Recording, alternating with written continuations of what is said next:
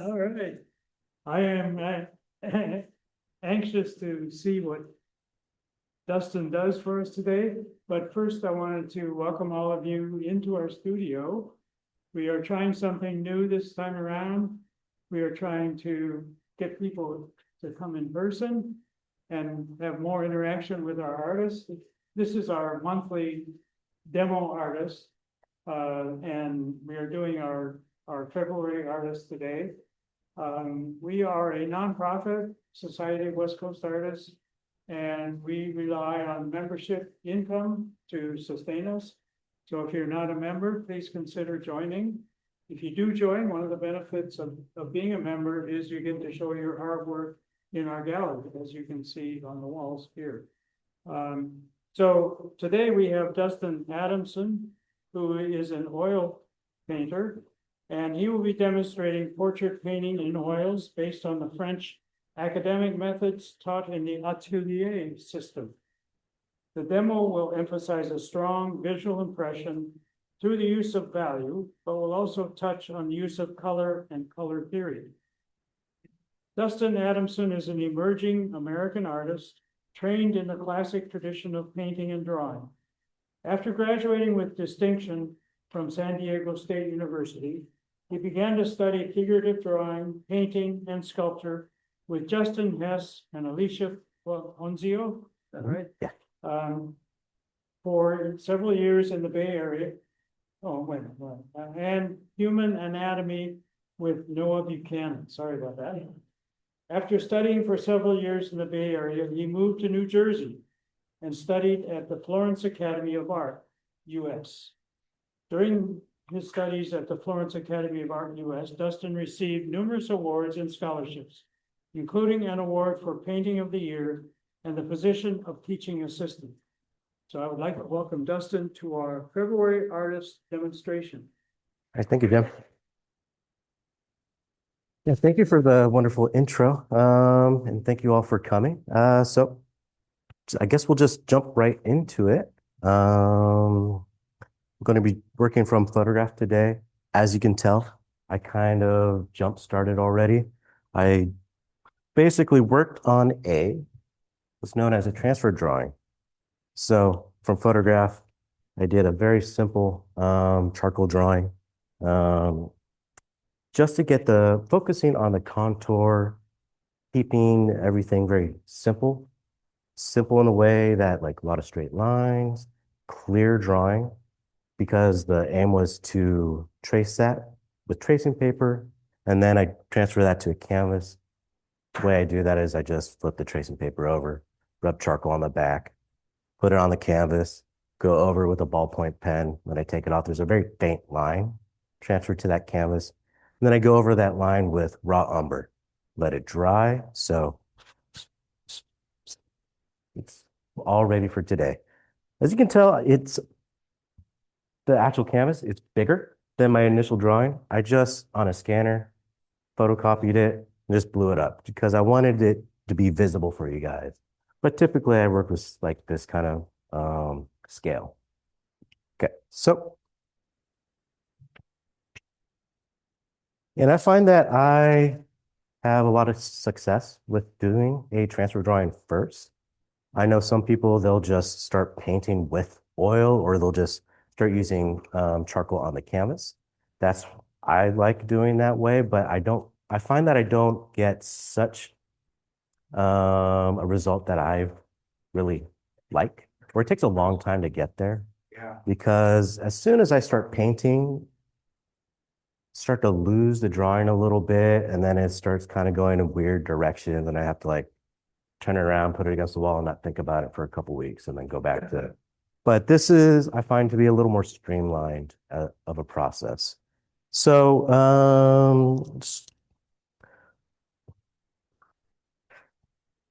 when I first start the painting, I tend to use stiffer, like hog bristle brushes, because I tend to scrub a lot. And then later on, I use softer synthetic sable brushes, or even synthetic mongoose brushes, just, because I like it.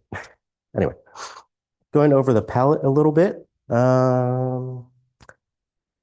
right now I have my extended palette. So I have, can you see it? Um, I use lead white, lead tin yellow light, cadmium yellow light, yellow ochre, cadmium orange, Venetian red, cad red light. I used to use vermilion, but you can't get it and it's super expensive. Alizarin crimson, cobalt blue, and ivory black. Um,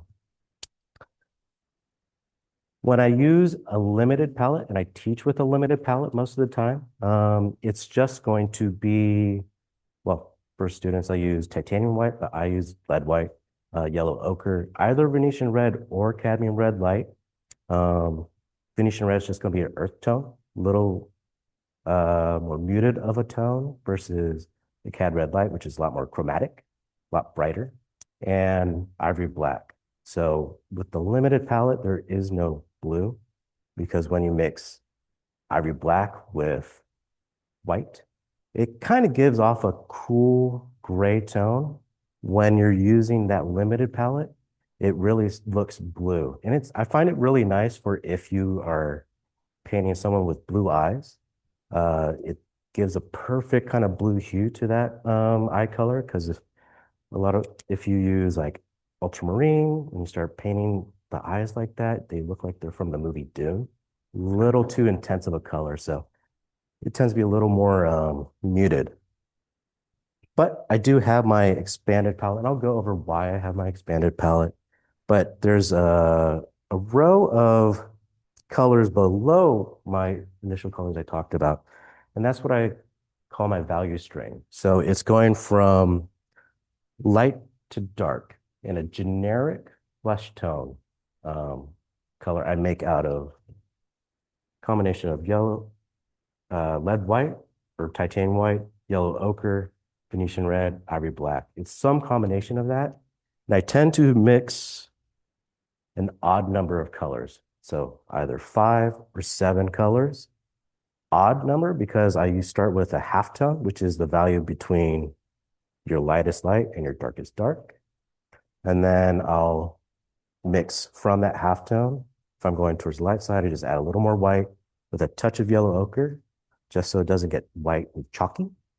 So I'll mix until I get to my lightest light. And then on the other end of the spectrum, I add a little bit of ivory black and Venetian red until I get to my darkest dark. I just want an odd number because I want that halftone, lightest light, darkest dark, and then 2 halftones in between. So it's just, and I find that it gives me a little bit of organization on my palette, which leads to more organization on my painting. So why don't we just start getting into it? At this point, I just have the rough outline and uh, kind of some of the shadow shape in there with raw umber. That's another color I use because it dries really fast, so it's good for underpainting. So at this point, I just want to start isolating the light value. Take a little bit of raw umber, going over to one of my darker halftones, just kind of mixing that in. And for my medium, I'm using mineral spirits with a little bit of oil. I'm just going over the background.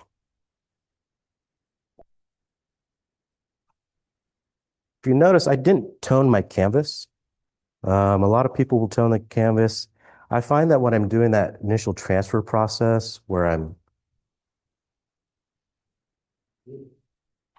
doing that initial transfer process with the charcoal on the back of the tracing paper, it's a very faint line. And when I have a toned canvas, it's really hard to see. So I've gotten in the habit of not toning my canvas, but I tend to cover the canvas pretty quickly. So it doesn't really matter for my process. So I'm just trying to quickly cover some of the darker values. So the background, the hair, because I want to isolate this light shape. I tend to early on use or think of it as one light value, one dark value. So I want to make sure visually everything kind of matches up. Because when I do the initial drawing, it's a little abstract in the sense that initially I'll just start with top of the head, bottom of the chin, just to see size-wise if it's a good size for my canvas. And then I'll drop down and I'll start, and this comes from working with a model. I know I'm working from a photograph, but typically I want to look at the hairline to bottom of the chin, and I usually break that down into three equal parts. So you have hairline to brow ridge to bottom of the nose, bottom of the nose to the chin. It's typically three equal parts, but some people, the forehead will be a little bit shorter, a little bit longer, the nose will be a little bit shorter, a little bit longer.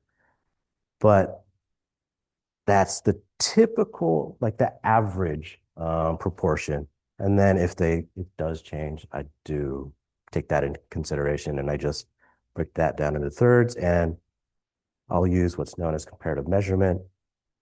So I'll hold my brush up to like whatever I'm looking at. And then I'll drop that down. So if like top of the brush is at the hairline, my thumb's going to be at the brow. I look at that, drop that down to see if those measurements line up. That's the initial part. Then I'll find the width of the head by using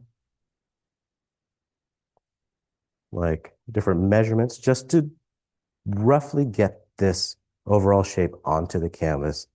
And at that time, I'm using straight lines, big lines, because if I start getting into all the little stuff and I realize, oh, this is way too far on one side or the other, it's a pain to move it around. So I just want to keep it very simple. And this is for that initial drawing, but I skipped ahead.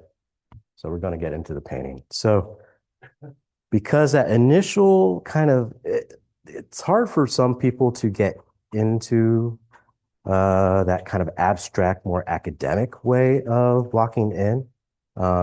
At this point, it's a little more rewarding because now I can see visually whether or not certain shapes kind of jump out as too big, too small, certain angles start to jump out.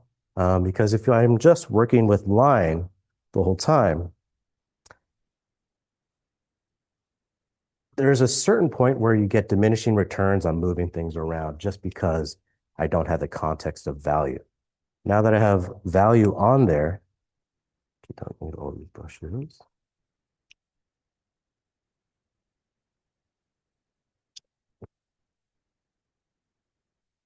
I'm going to come in with a lighter halftone.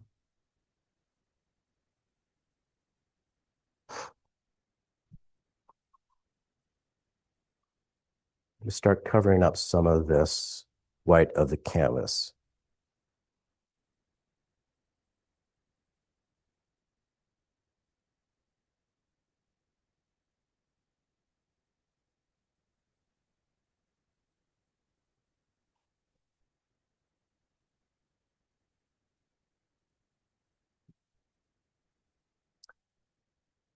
As I start to add some of this value, these values look a little close, even though I was using two very different values. I was using a light halftone and a dark halftone. Depending on the thickness of the paint, when I'm using oil paint, that will affect how dark a value will be. Very thin on a light canvas like this, it will look very light. So just trying to get enough paint on there.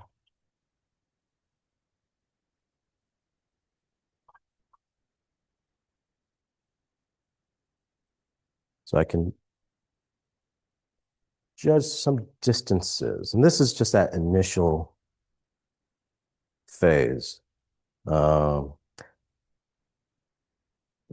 I hope this kind of shows why it's useful to use raw umber and let it dry completely because I'm really scrubbing over lines. I'm not so precious about that. If it was still wet, it would be moving around. I would completely lose the drawing, which, you know, if you spend a while on a drawing, you don't want to lose it in the first 5 minutes. So, okay, let's see. So let's actually darken up the hair a little bit. And if you have any questions, just feel free to ask, and I will try to answer to the best of my abilities. Yeah. So you're doing all of the underpaint. Uh-huh. The color that you're using, is it gonna blend in with the regular color? Yes, so I'm using a generic flesh tone, and I specifically use what I call a generic flesh tone. It's not a very warm flesh tone, it's not a very cool flesh tone.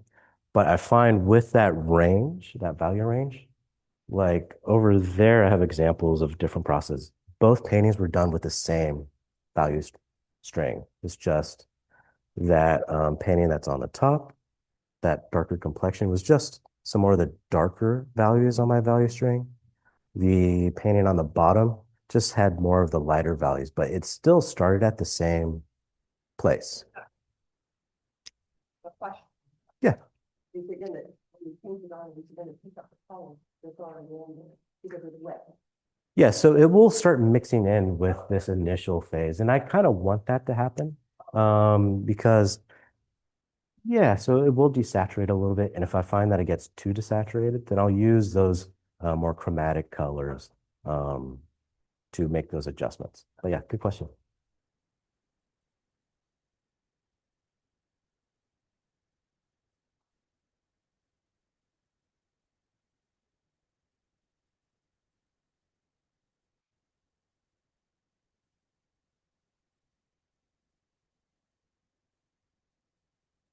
I, at right now, I'm not going straight to my darkest dark or lightest light. Um, so I do want to reserve that a little bit when I get to the stage that's coming up where I start to key the painting, where I go and establish the lightest light, which will be somewhere in the forehead, and the darkest dark, which will probably be behind the ear somewhere. Um, and when I am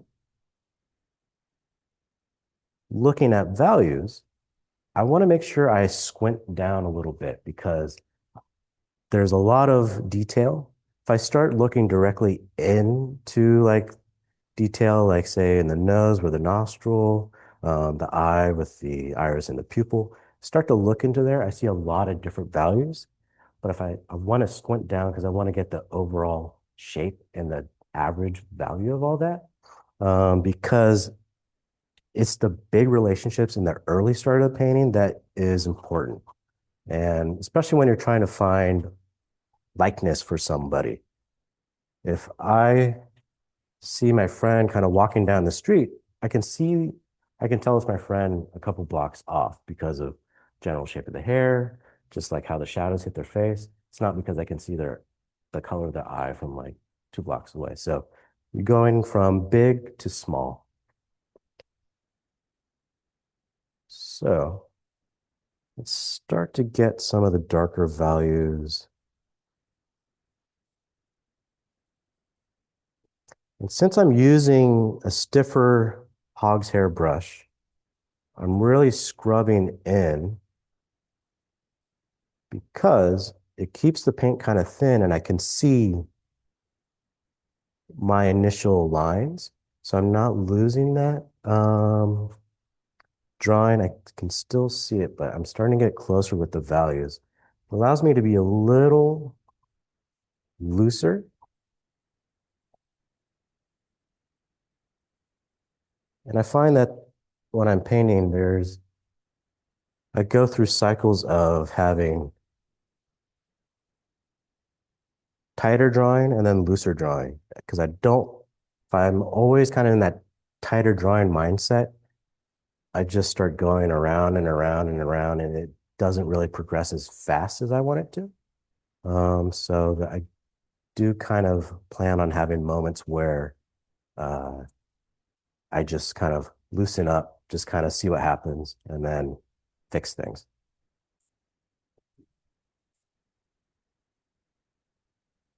Okay, so kind of happy with where the darker values are. So now that I want to refine some of the drawing. So I'm going to go in and use my lighter halftones and just see where I need to make any adjustments drawing wise. I try to make the painting process as similar to drawing because I would say about 80 to 90% of any issues with painting are going to be drawing related. So value, line, edges being too sharp or too soft, not so much texture or color. So the way I kind of think about that is this darker value is my stick of charcoal and my lighter value is my eraser or like white chalk, and I just kind of carve into different shapes. Um,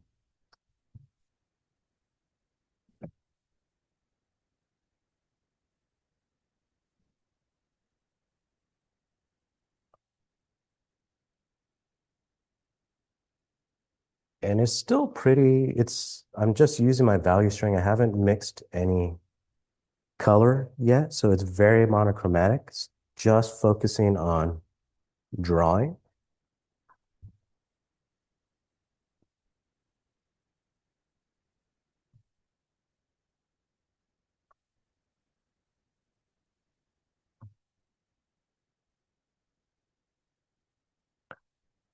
Some things at this point I'll focus on is this idea of edge variation or line variation. The idea being that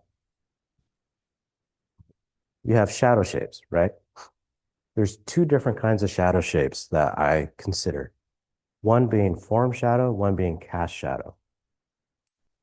Since the light is coming from this direction, a good example is usually the nose. So the light hits the nose as that the form of the nose turns away from that light source, gets progressively darker, darker, darker until it gets to a point where no light is hitting it because it's just that plane just completely turned away. That's known as form shadow. Since that nose is that nose is going to block light from hitting the structure below it, where that shadow is, that's a cast shadow. So you have form shadow on the top, cast shadow on the bottom. The reason why I make that, keeping that in mind, is typically form shadows tend to be a little bit softer because of the very gradual turn from light to dark, whereas cast shadows is a very sharp line. So I do keep that in mind because even though I'm using just a couple values at the moment, you start to get a sense of, or the hope is, you get a sense of a little bit of volume with not all the information in there. So it's just something I keep in mind as I just start the painting here.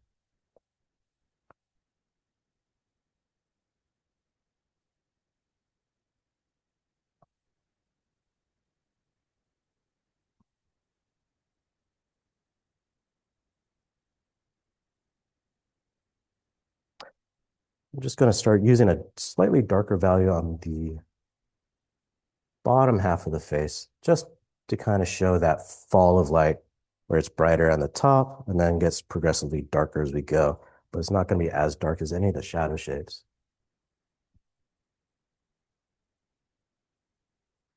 Typically with painting, I tend to keep my shadows very thin, and in the lights I can be a lot thicker in terms of having more texture, more paint built up. The reason being is if you have a lot of texture in your shadows, whenever you light your painting, there's going to be a lot of highlights on the texture of the paint. So those dark values will actually read as lighter. But sometimes it's kind of interesting. I think of certain paintings by Lucian Freud that are super textural in those really dark regions, but super interesting.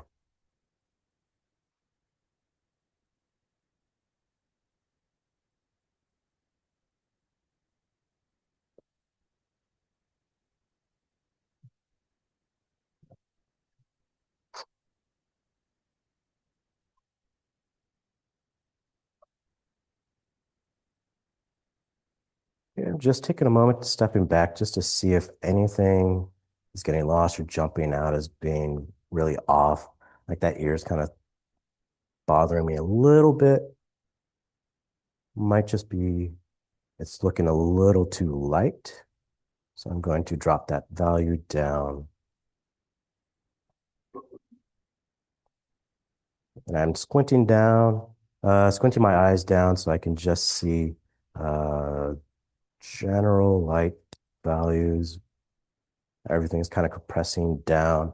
Um, so I'm not looking at a lot of detail.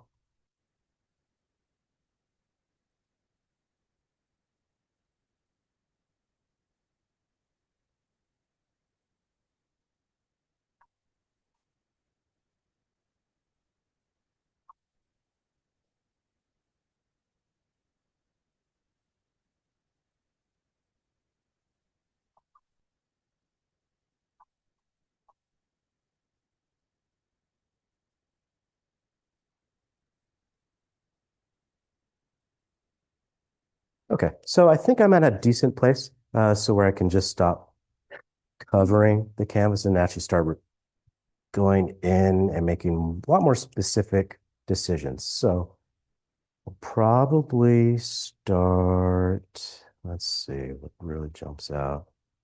Start working.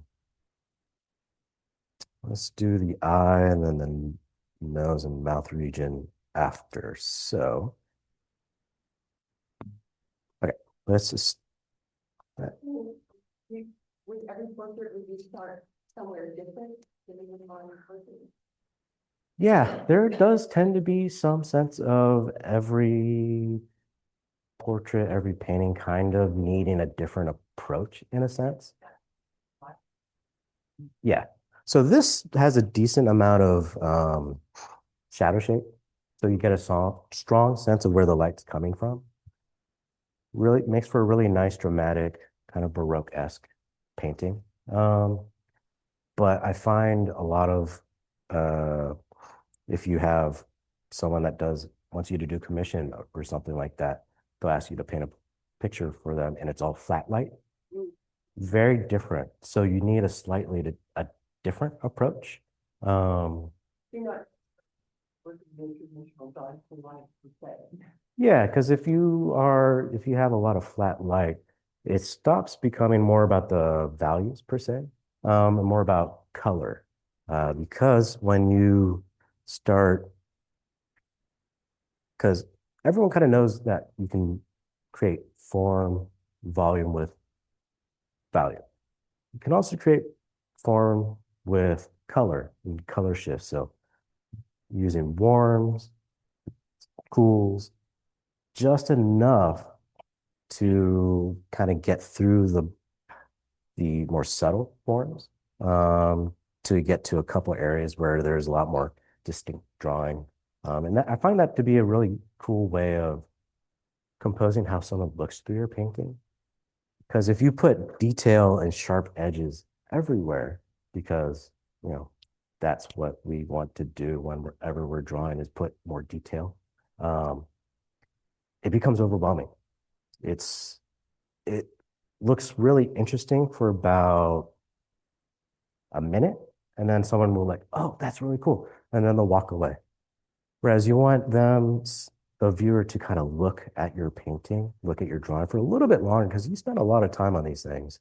So If I focus on, with portraits, there's a kind of a adage where you either focus on the eye or you focus on the mouth. You can't really focus on both to the same resolution. Because some people have very expressive mouths, some people have very expressive eyes. So you want a very clear focal point, and then everything else kind of follows that and supports that. Can't have a lot of like focal points everywhere. It just gets distracting and hard to follow. So that if you have really nice drawing, you want other areas to be a lot more subtle, a lot less contrasty, but interesting. So playing with color can be useful if you keep it the same value range. So creates a lot more subtlety and interest, I find. So like an example of that would be if you look at like an Ong painting, there's not a whole lot of value shifts going on. It's all about how he went about the contours and like the drawing and the nose. Not the most interesting for me paintings to look at in terms of subject matter, but super interesting technically. So sometimes I'll look at that. But yeah, so we'll go over that a little bit. Let's start by actually, at this point, let's key the painting. So I'm going to go in with my darkest value. Yeah, I'm going to say it's there.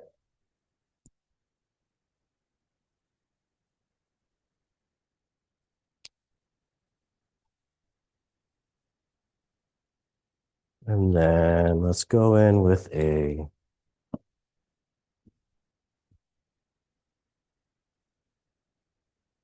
our lightest light.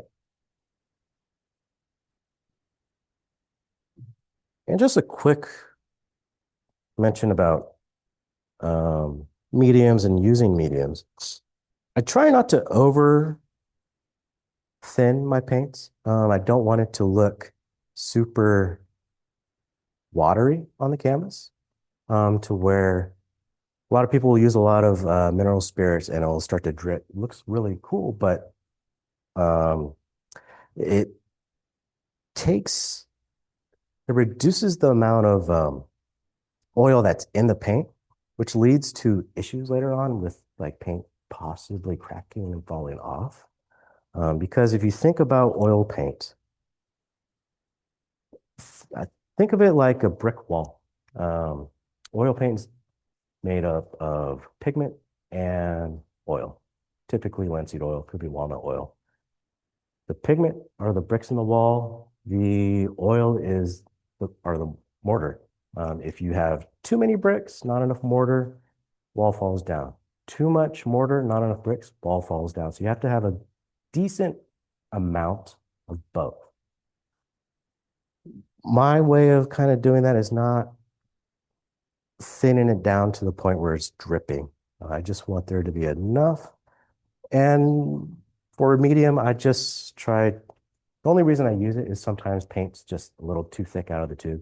Just need to open it up a little bit with some medium. That's about it. So I put my lightest light down there. It's actually darker than that value around it. So what that means is I have to go darker around it so I can really isolate that lighter value.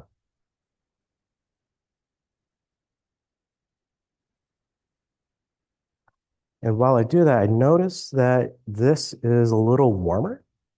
So I'm going to start adding in some color. So I'm going to take a little bit of Venetian red, start mixing that into my mixtures.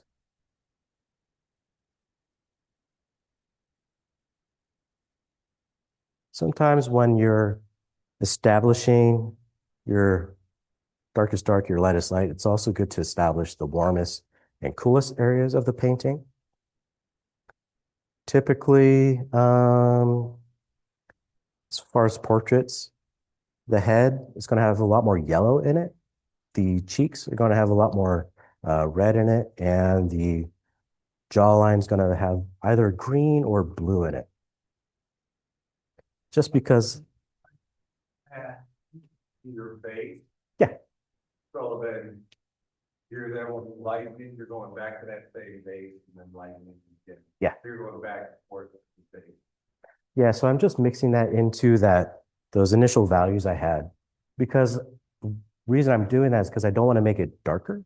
When I mix color in, I want it to be the same value. That keeps me kind of honest in that sense. Because I find that when I'm not using a value string like that, I'm just mixing puddles. I go put it on there, like, holy crap, that's like 10 times too dark.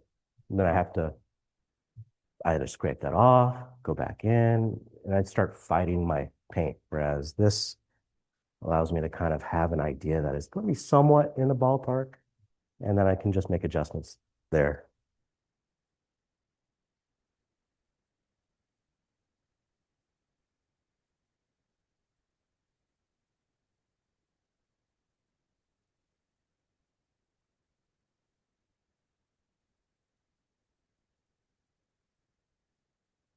There was a lot of warmth in the cheek, and there's a lot of cool tones in some of the shadows of the eye, warm tones in that upper eyelid. So let's kind of work on that.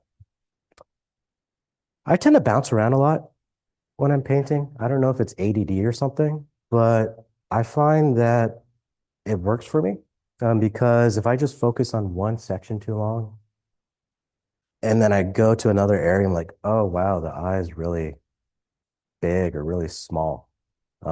So bouncing around really helps me um, to develop the painting at the same time everywhere. Some people are really good at working from like top to bottom, just like doing the whole painting. Once they get to like one end, it's done, which like I kind of envy, because the hardest part about painting is knowing when to stop. When you bounce around like this, it's just like, it can be endless. So Yeah. pros and cons. Like it gets to merge. Yeah, yeah, yeah, because you want to develop it in a way that um yeah, it does kind of emerge out of the ether in a sense, and you're like conjuring this thing. It's kind of cool. Sometimes it works, sometimes it doesn't.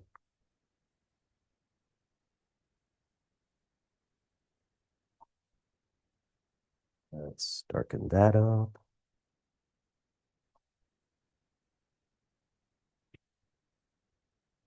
One of my teachers, something that I thought was really interesting that they brought up was when it comes to color,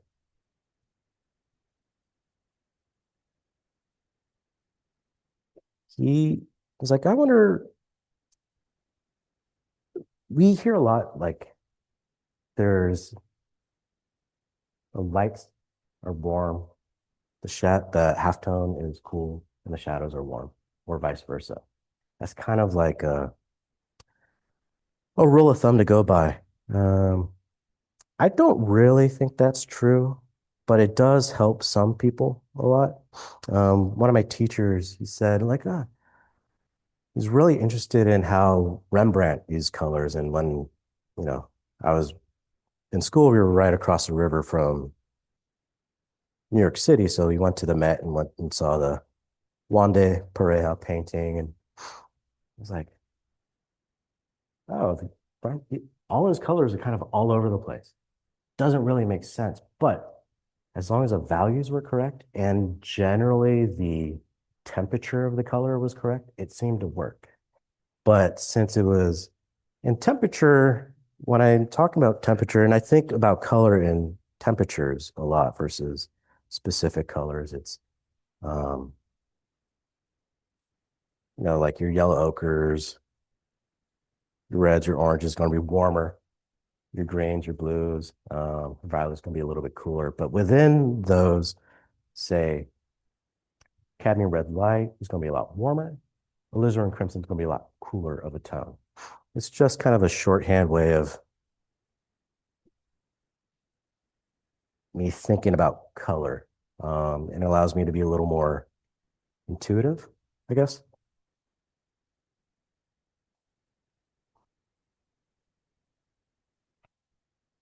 let's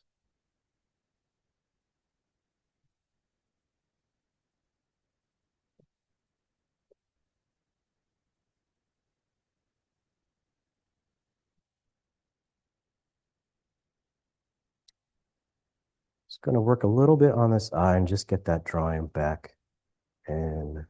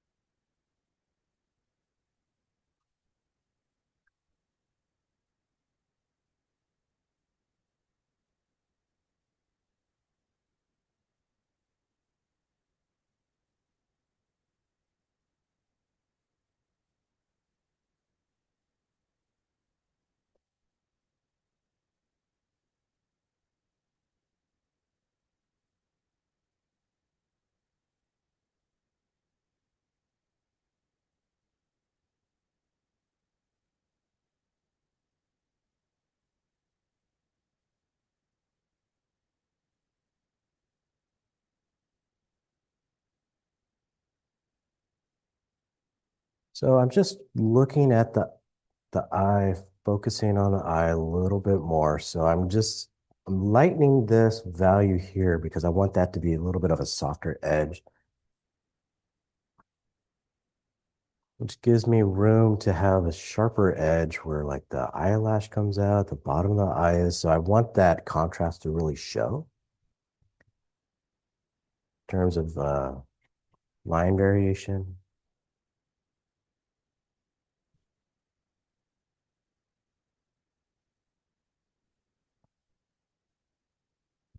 Lighter.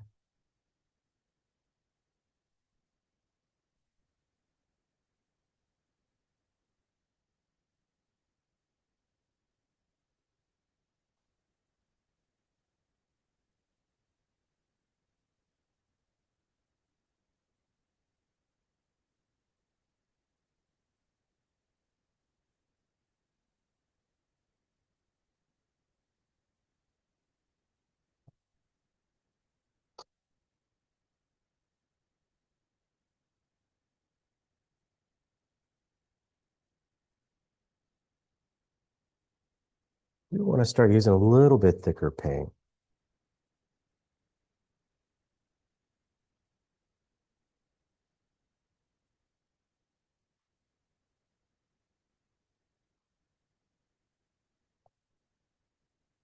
No, this is a little bit darker than what I want, but sometimes I like to paint into that with my lighter value and have that color mixed on the canvas. And sometimes when I do that, I'll actually use just go all the way to the edge of the nose.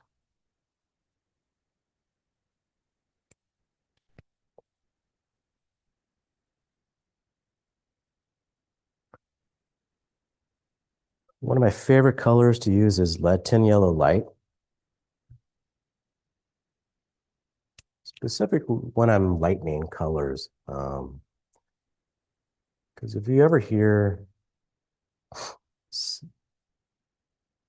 someone say like, oh, I used a little bit of white and it made everything chalky. I think that's something kind of everyone hears. It's because, well, the way I think about it is whenever you're lightening something, just white, you're desaturating the color. And the best way to describe that is, oh, it just looks chalky. So I end up telling people, well, when you mix with white, just add a touch of yellow ochre that will bring the chroma back up. your color intensity back up so it doesn't look as chalky. I use lead tin yellow light just as a shortcut for that when I'm mixing. It is a lead, so you don't want to eat it. You don't want to hand it and breathe it in. But You find that titanium white is softer than white that you're using, or? it the difference between titanium white and lead white is titanium white's higher tinting for one and more opaque, whereas lead white tends to be a little more transparent. So that's why you have a lot of paints that have like a titanium zinc mixture in it, just to replicate that a little bit. Just as a side, a lot of people have been shying away from zinc overall with oil painting because they find that paintings that use a lot of zinc in it from like the 50s starting to flake off the canvas just because it creates a weaker paint film overall. So some people have been kind of shying away from that. So, and I just like using lead white also because it's a faster drying paint than titanium white, simply because there's less oil in the actual paint. So it dries pretty quick, which I want. Because with my palette, this will probably be dry enough to work on tomorrow or the next day, which allows me to start layering up, layering up. How many paintings do you have going at one time? A couple. Yeah, because typically when I'm painting, my limit with how much I can work on something is about 4 hours. Before I start, like, it just gets too much paint on there to move around. Start lifting paint off the canvas. So around that 4 hour mark, I want to put it aside, take a break, and then I'll work on something else.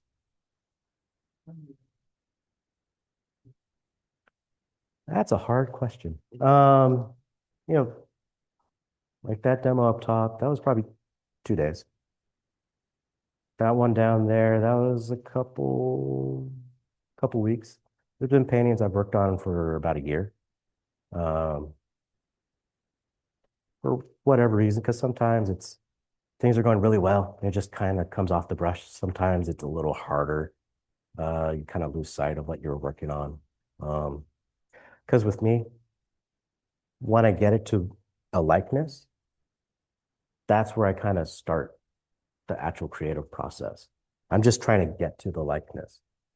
Because eventually, like, my thought is you need to make it look like a painting in and of itself. You want it to be interesting. So you have, when I get to the likeness, I start editing back a lot of information,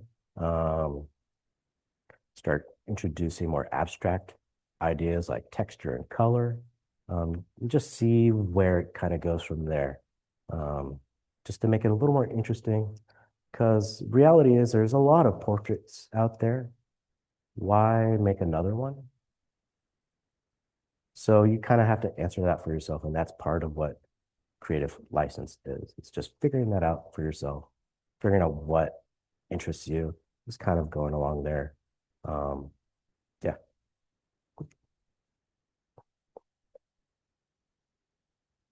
But that being said, I want to make this look a little more like her. So let's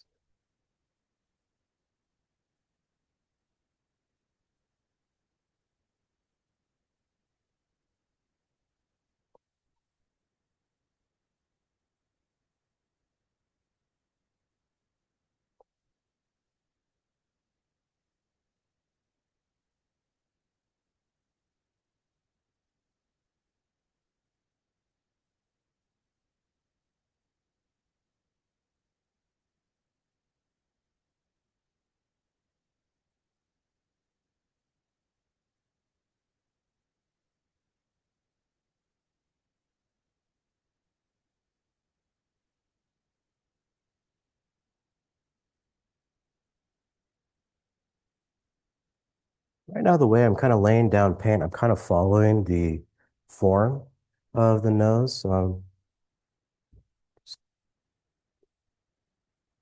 I want to soften this transition as it goes from the cheek.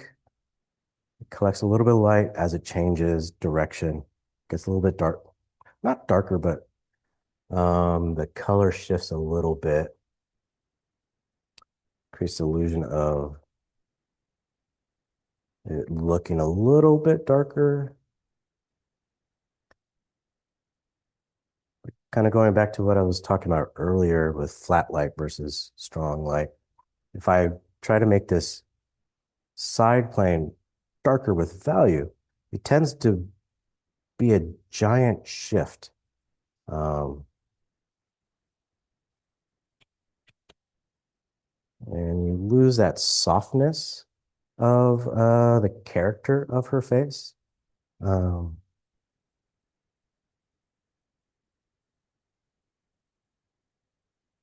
so I'm just kind of looking at that. I'm just going to kind of approach that by focusing more on the color being slightly different, a little bit cooler, maybe adding a little bit of blue.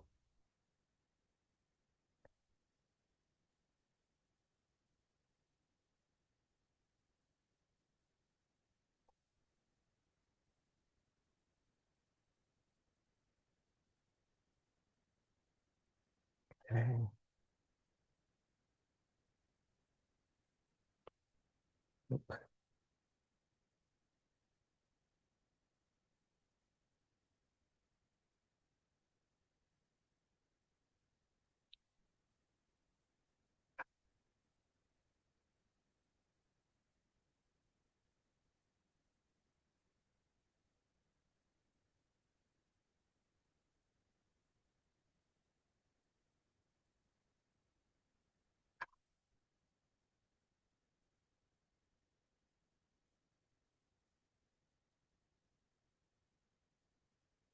So right now I'm just kind of fussing with some of the colors on my palette.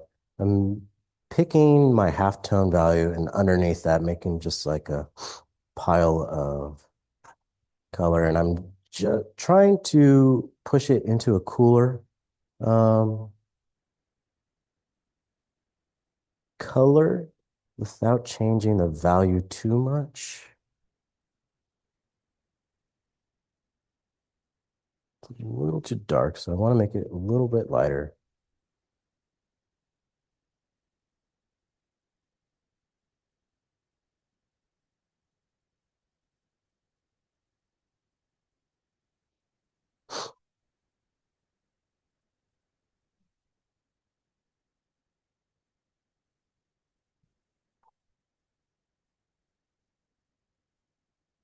Still too dark.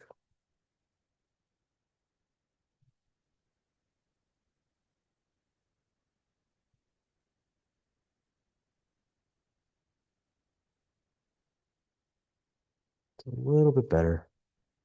I can live with that.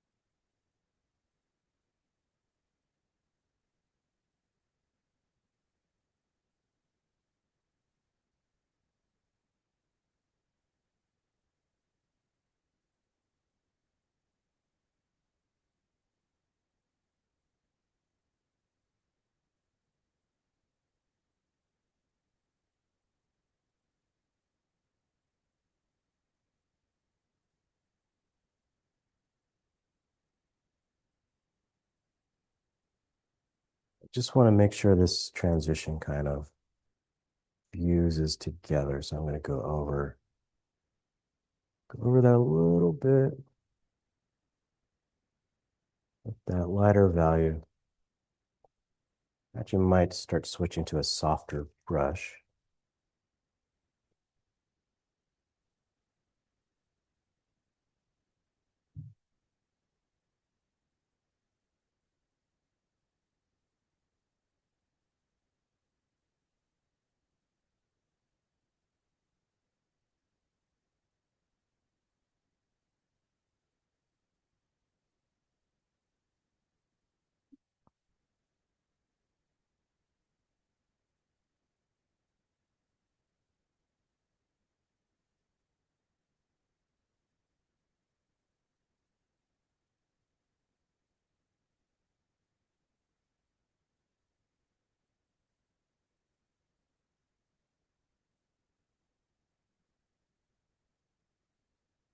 I'm just switching to a softer brush for some of this because the bristle brush is as I'm laying down the paint, starting to pick some of that paint back up. So I'm going in with a softer brush, just lightly laying paint down on top of it.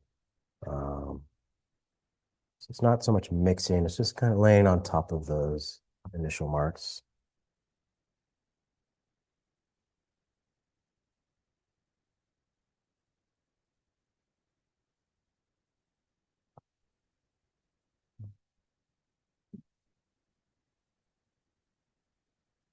Okay.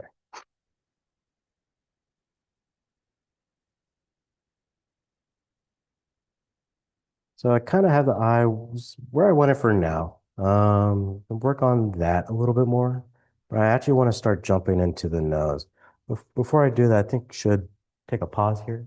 And if anyone wants to come up and actually see what I did, because it's all like kind of nitpicky stuff, feel free.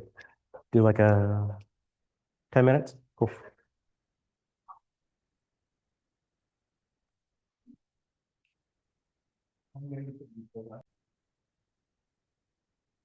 Cool.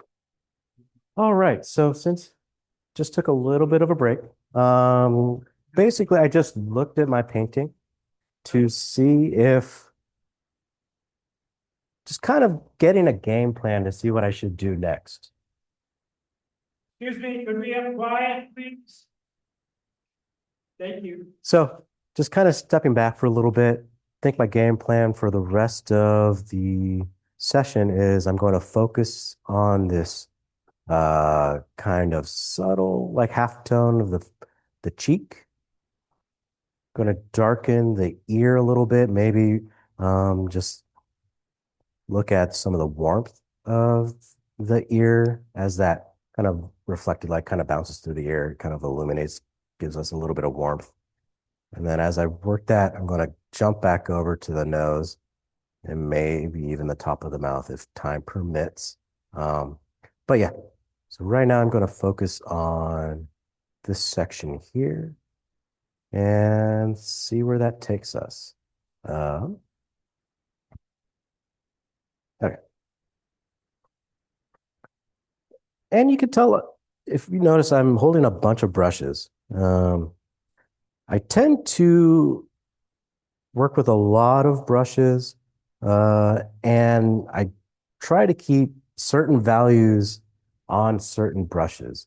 If I just use one brush and I'm mixing everything, I either have to clean my brush with mineral spirits, uh, or everything just starts turning into one kind of muddy, kind of desaturated tone.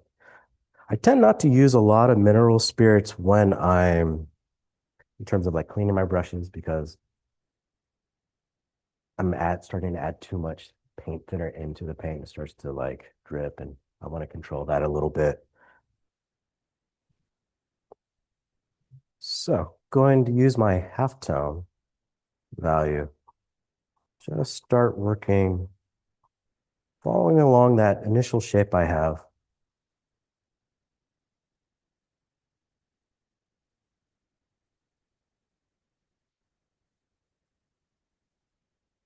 Expanding that out, trying to see, squinting down. Okay, this can get a lot darker.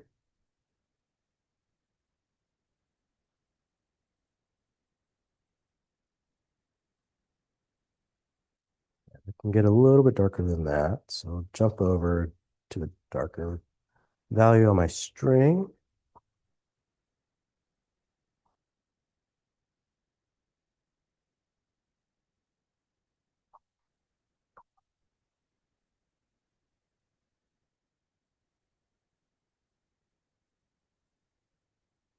Okay.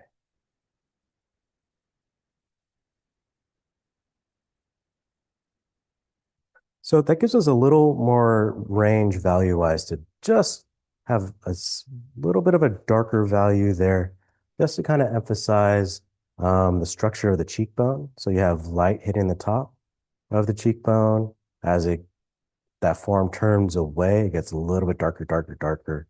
And then there's a subtle kind of downward facing plane. So you have a little bit of a darker value there. I think that will help us a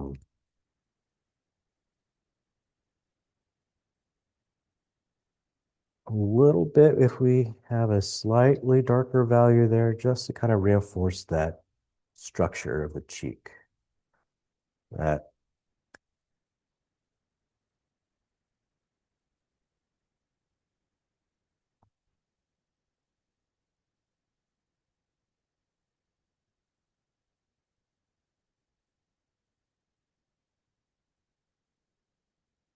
okay, and I went a little dark as I was adding this halftone. So, but that's perfectly fine because I'm going to actually take this lighter halftone, my other brush,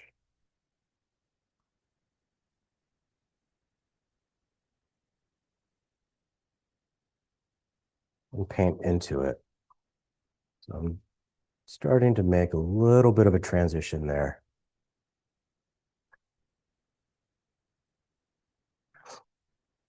Following along that initial drawing I had for that structure of the cheekbone or the zygomat. I'm just going to go back and forth until I'm happy with where that transition lies. In photographs with like a strong light, can be somewhat obvious where transition is, where color is. But if you ever paint from life, it can be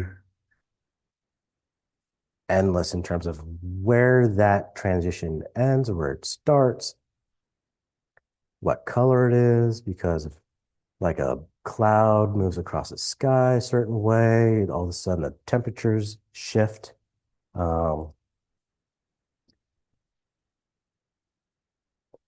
Like I was in teaching class down at the Pacific Art League on Thursday, and it was a very weird day weather-wise. Because 1 minute it was overcast, started raining a little bit, and then it started hailing, and all of a sudden it started raining a little bit, and then it looked like a summer's day. I was like, the whole time it was just dark, cool, warm. It's like kind of a weird day. So when you paint in natural light like that, it can be a little weird. But I think it's useful working from life. I know I'm working from a photograph right now, but someone did mention how photographs have a tendency to distort and lie a little bit. And that tends to happen with proportions a little bit, values a lot, color a lot, because cameras are just little machines, little tools. Whereas the human eye is a lot more calibrated to subtlety. So it's just my way of saying if you have the chance to work from life, you should do it. Just so you know what to expect, um, if something looks weird in a photograph, how do you address that? And that's just sometimes from my experience working with life. There's certain things I know that like, oh, I can just edit that out.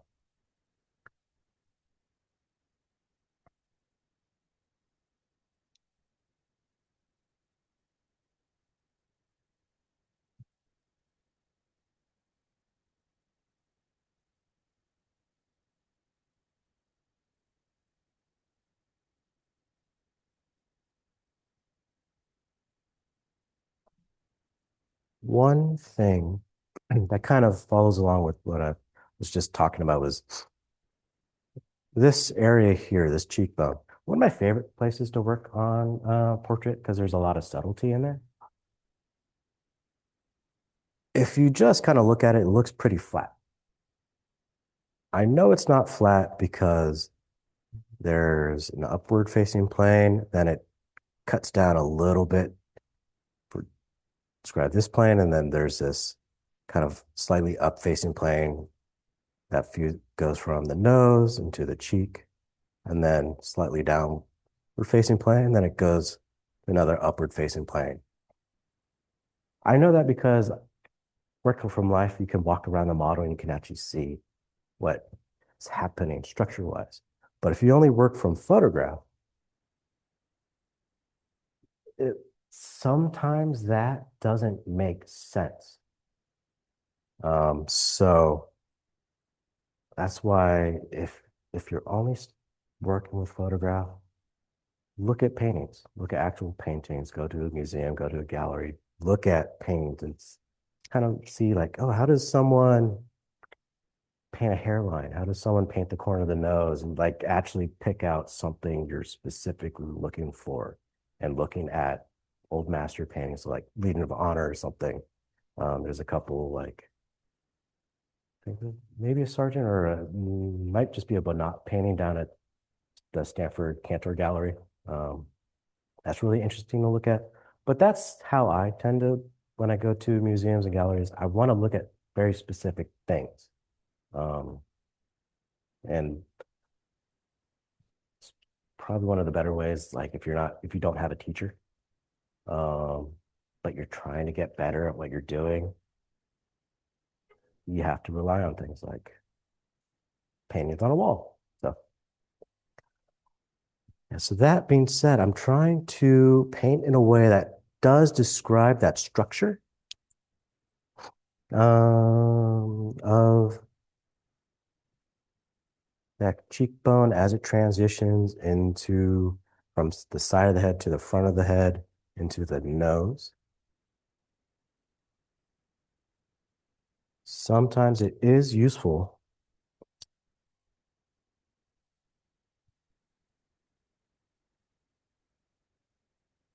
to actually start using some line work.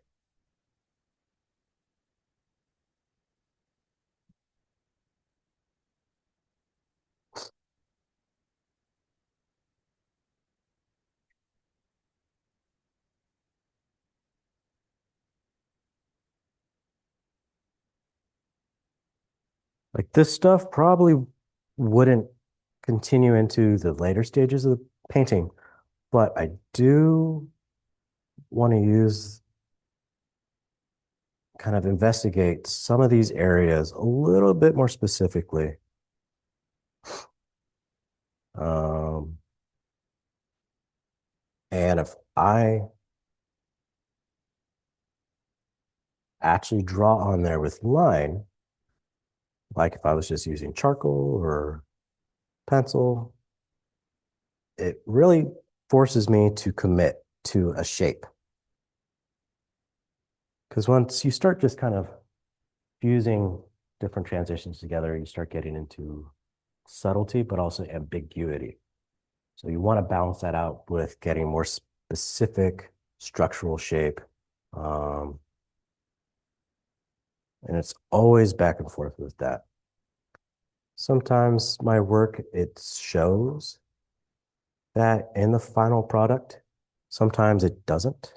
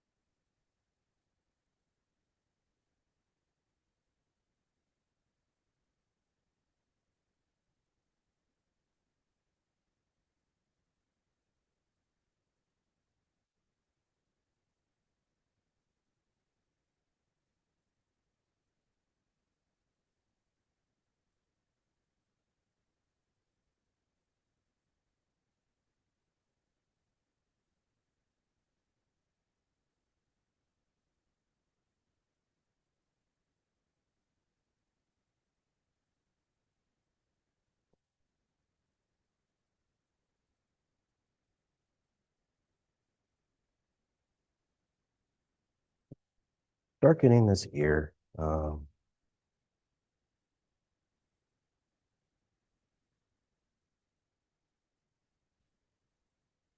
Just because everything else got darker around it, and it was starting to look too light compared to the rest of the face. One way I examine if my values are a little off is, say, if I want to make a judgment of how dark something over here will be, or how simplified some of these values in here will be, I'll actually look at a different part of the face. So I'll look at, say, the forehead or something, and I'll squint down using my peripheral vision, seeing how much something will jump out in a different area. Just because if I start to look directly at the ear, I'll just see all those little tiny values and I'll just start trying to communicate all that information. I step back and it's like, why did I make the ear the most important thing when I wanted this to be the most important thing? So that's just one way of examining value relationships.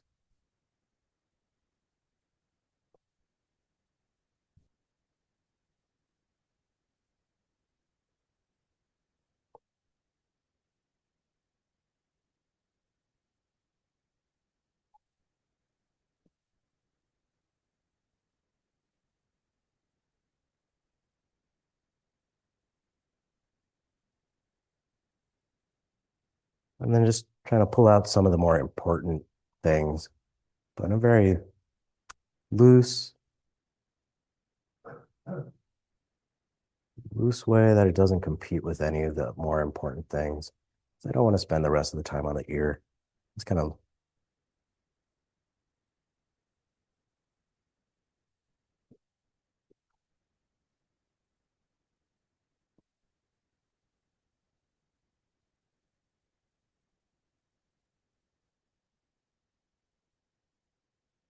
but since I am working on the ear, one important, just kind of going back to initial drawing stuff. If you have, even from a frontal view, three-quarter view, profile view, I always like having the ear in there. Some people, they'll just cover it up with the hair just because they don't want to paint it. And I find that it's super useful to at least at some point consider having the ear in there just because it helps uh, the overall drawing a little bit. Because when I'm constructing the head, talked a little bit about generic proportions like top of the head, bottom of the head. One thing that will help orient the head in the correct perspective is the ear. So there's this little flappy guy right here. That's called the tragus. That's right in front of the ear hole, the auditory meatus. That follows pretty much along the line of the cheekbone, which is going to be your halfway point of the head. So, and sometimes it's going from front of the face to the back of the head is about the halfway point, but that just depends on which way the person's looking. Having that, at least that information in there, gives me a better sense of if she's looking up, looking down, sideways, tilted, that kind of thing. So it is, I find important to use that at least as a landmark. Just kind of going over a checklist of landmarks that are useful for the head, hairline, brow ridge, not the eyebrow. Eyebrows move around a lot, but people generally can't move the bony ridge of the brow. Good way to see where that is if you don't have a profile is there's usually like a highlight or something there. Bottom of the nose, bottom of the chin. Reason why I say hairline instead of hair, if you have a model, the hair will move. The top of the head, whether they sit down, get up, that's going to move. But the hairline tends to not move unless something really bad happens. So that's more important than the top of the head. Pit of the neck is usually a good thing to have in there just so I can understand if I were to drop a plumb line or just a straight vertical line to the pit of the neck, how it relates to the ear. So if I was trying to get the model back into position, I can actually like see if like they're leaning back, leaning forward. But with models, they tend to move a lot as they kind of relax into the pose. Things will change. So just keeping that kind of stuff in mind. With photograph, not so much of an issue, but I still try to think of things like that. Um,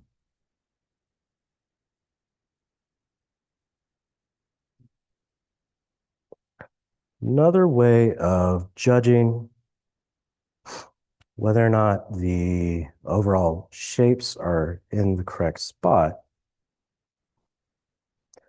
because I'm doing a little bit of this, but I'm not doing a lot of measuring. It's mostly just by eye because I did a lot of measurements before. One kind of way I like to judge if the overall shape is kind of in the ballpark is looking at the reference and just with my eye, just tracing along the big shape of that forehead.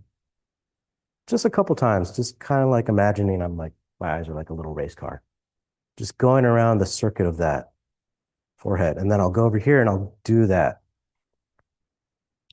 If it makes a left turn instead of a right turn, I know something's kind of off. So like doing that, like, oh, this forehead, it could actually come back a little bit. That will help give us a little more gesture. But it's kind of subtle. Don't really want to mess with that. But yeah, that's one way I kind of judge just intuitively without actually having my brush or anything like that. Because that's kind of a holdover from the method we used in the school I went to, which is known as sight size.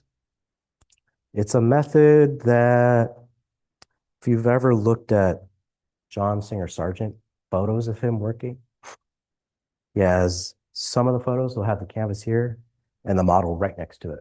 And he'll be like standing back there and he'll run up to the painting, step back, run up to the painting. So it's a 1-to-1 scale. And he's just flicking his eyes back and forth. And as you do that, if the drawing, it'll kind of like shutter a little bit.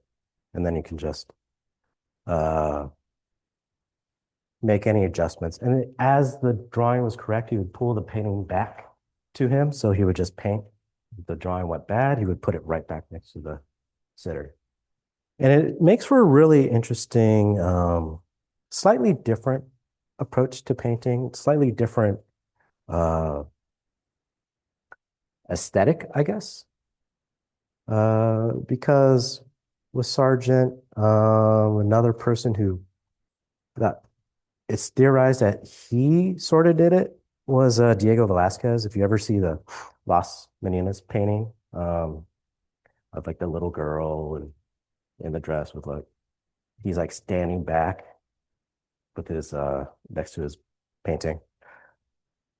It's theorized that he also used a little bit of, if not exactly sight size, he would have the painting up by the sitter and he would step back. So it just creates a sense of strong light effect being the most important thing. And then details kind of fall behind that. So that's why you have paintings that seem very, just use one brushstroke to describe like the arm. You have to stand back to do that kind of stuff. If you're right here, you can't really do that. You start getting into like the minutia, but stepping back a lot is really useful. Even if you don't do sight size, I don't really teach it these days. Stepping back is always super useful. One of like a rule of thumb is whatever the largest size of your painting, you want to at least step back 3 times as far. I think that's something, yeah. Just because if you make all your decisions closer than that, there's going to be a little bit of distortion, especially if you're working on like a figure painting where there's a long dimension, or a landscape, there's a long dimension. Some really interesting modern paintings kind of take that idea of distortion and run with it. There's a painter named Peter Van Dyke. I think he's out of Philadelphia. And you'll look at his paintings, he paints from on location, landscape, but it's like a fish eye kind of effect. And what he'll do is he'll stand there and he'll literally like, and it's makes my head hurt, so I can't really explain it, but it's a really interesting effect, Peter Van Dyke. So check it out if you get a chance. Okay.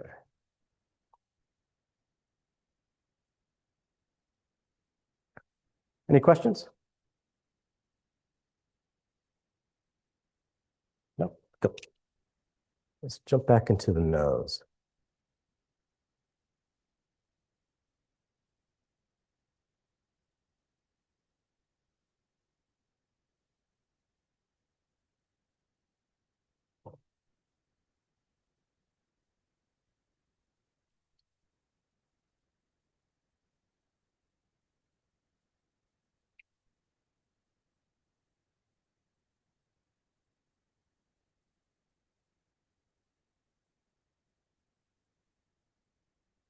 Something specific to noses that I've been noticing lately with my work is I tend not to paint the actual wing of the nose too much. If anything, I'll just have a subtle color shift, so it tends to be a little warmer.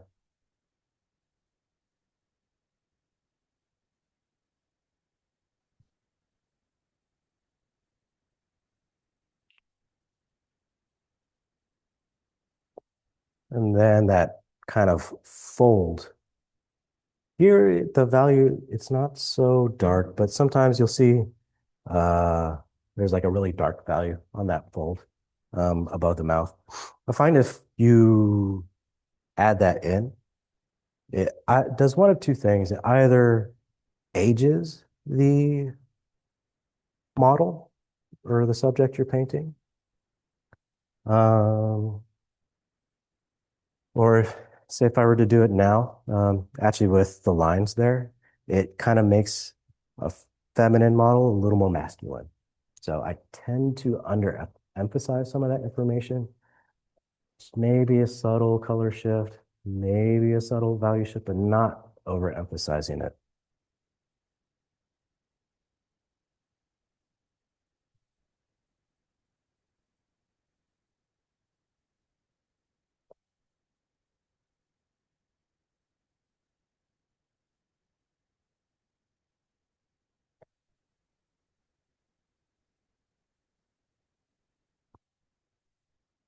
If you're doing a portrait for a client, how much do you stress real versus ID? So that is a question that we have to go over beforehand. Because if they're interested in what I do, like it's like, how much do you want me? Do you want me to like airbrush stuff out? Do you want to like that kind of thing? Or do you want me to like really lean into? So it's a back and forth thing with commissions. And sometimes it's like, How realistic are you finding on what they actually got? I try to get pretty close. Yeah. Yeah, no, it's end of the day, I try to get really close. I don't really like idealize, just because my emphasis is on making an interest, or like the overall portrait painting being beautiful, interesting. But I also don't try to like make them look bad. So there is kind of a like a line you have to walk. Yeah, because like early on, you paint, you draw a picture of someone, you're like, oh, that's how I look like. Like, you never want to hear that.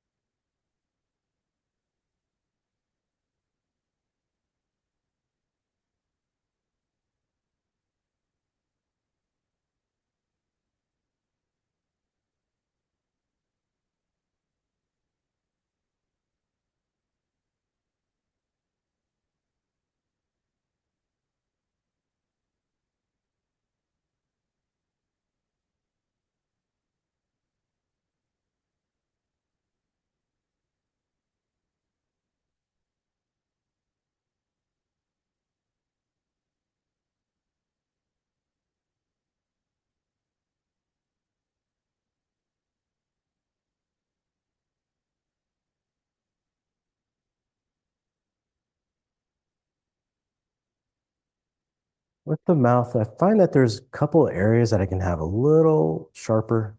So like where the upper lip and the lower lip meet in the middle can be a little more distinct.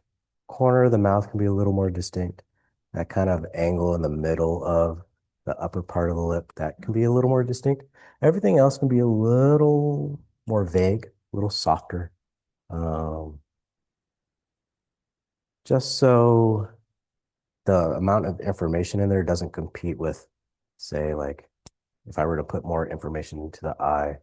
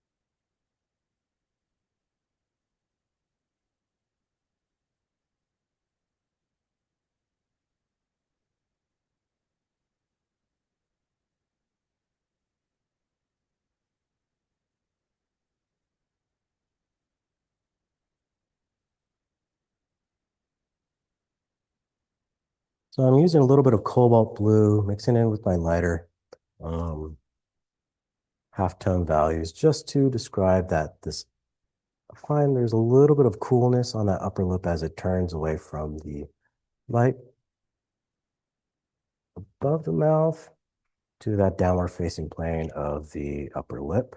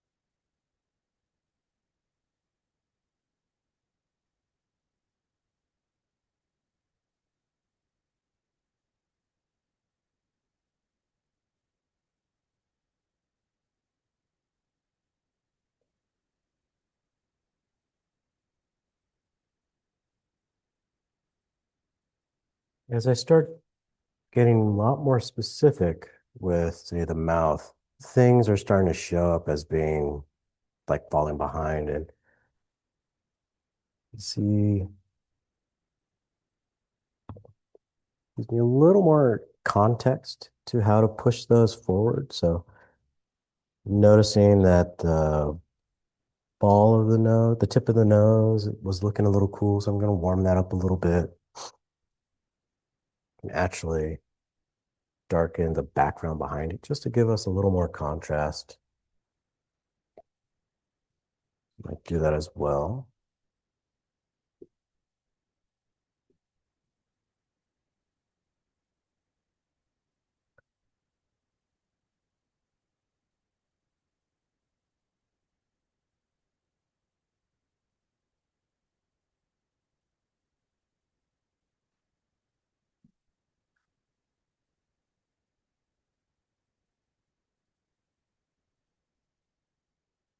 Something I'll point out is even at this stage, I'm just using straight lines, not really painting any curves. If it looks like a curve, it's mostly just because I'm using smaller lines um, to describe that curve, but it's still straight lines. And the reason I do that is because it forces me to really commit to an angle. And if I have to move it, it's easier to move around because if I ever paint with curves at like an early stage and I find the drawing's off a little bit, I find it impossible to copy that curve. It's always easier to copy a straight line. So as I kind of did that, noticing that the chin is a little too sharp, I'm just going to soften that.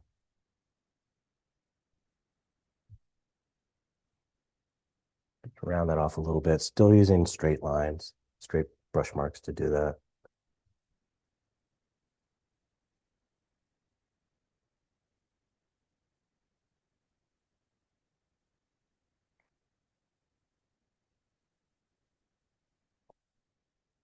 Since I'm kind of down in this area here, I think it's a good time to talk about, I find that with jawline specifically, finding what part of the jaw that I can be a little sharper, more specific with my drawing, and what parts can be a lot softer. Because I find that and it's usually if it's like the lighting effect is a little closer to this side where you have a clear jaw line there. If you just make a straight line, it just gives a very masculine kind of look. And since, you know, that wouldn't fit with this pose.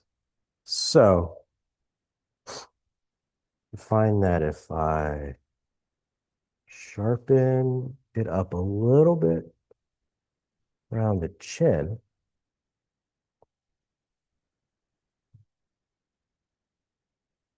and then here it gets a little softer and it's a lot more obvious because there's a subtle halftone that comes up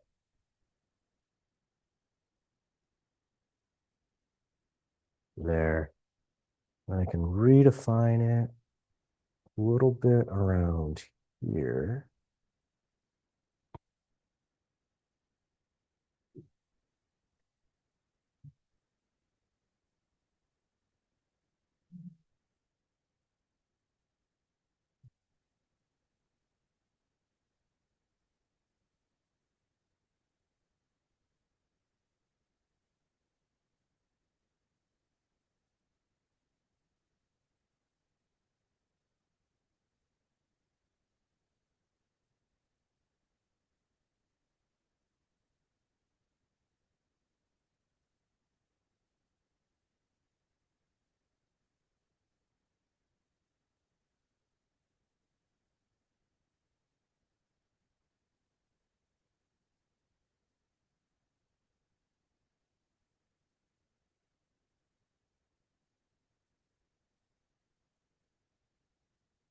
So if I'm looking directly into this area here, I'm seeing a lighter value here. So I'm trying to decide if I want to do that or if I look here using my peripheral vision with squinting down, if that even shows up. And I'll say it doesn't really show up, so I'm just going to ignore that.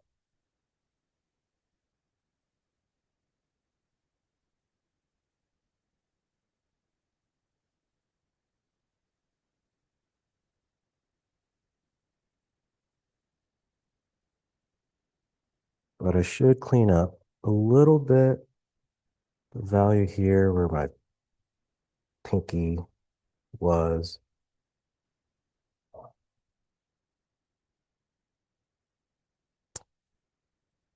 I don't really use a mole stick, so I tend to have a lot of fingerprints on my painting as I work.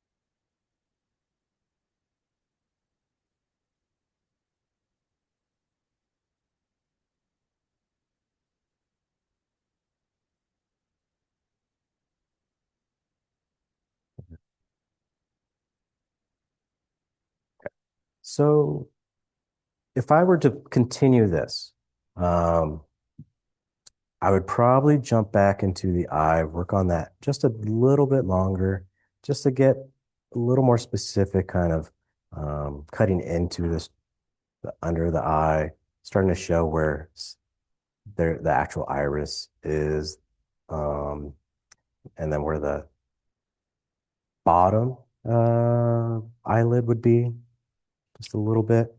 Um, I would also jump back into the eyebrow here.